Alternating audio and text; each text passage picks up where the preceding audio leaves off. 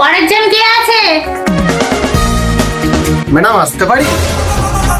আসবে না তো কি করবে? ওখানে দাঁড়িয়ে দাঁড়িয়ে আমার মুখ দেখবে? ডকুমেন্টস দিন।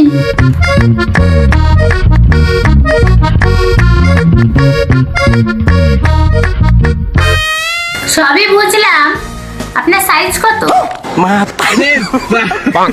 কেন ম্যাম, সাইজটা বলা কি খুব জরুরি? কি আশ্চর্য, চাকরি করতে এসেছেন আর ফটো সাইজ কত বলবেন না?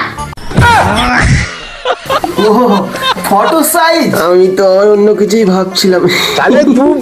ঠিক আছে ঠিক আছে, কাজ করতে কত টাকা দেবেন? টাকা দেবো মানে? আমি তো কাজ করলে টাকা পাবো।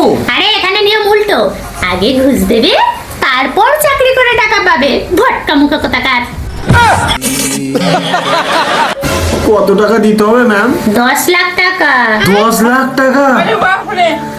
বলছি ম্যাম, চাকরি পেলে কি কাজ করতে দেবে? কি আর কাজ করতে দেবে? ওই রেল লাইনের চারধারে যত আবর্জনা প্লাস্টিক গুলো থাকে না, ওইগুলোই তোমাকে পরিষ্কার করতে হবে। 10 লাখ টাকা দিয়ে এই কাজ করবো আমি?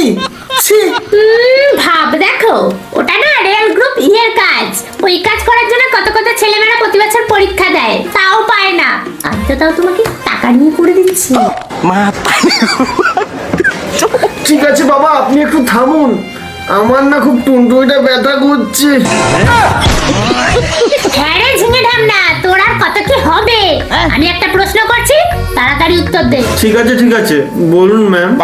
আচ্ছা বলুন দেখি, যদি কোনো ট্রেন সিগন্যাল ছাড়াই রেল লাইনে ঢুকে যায় তাহলে আপনি কি করবেন? কি আর করবো, ট্রেনের চেন টেনে দেবো।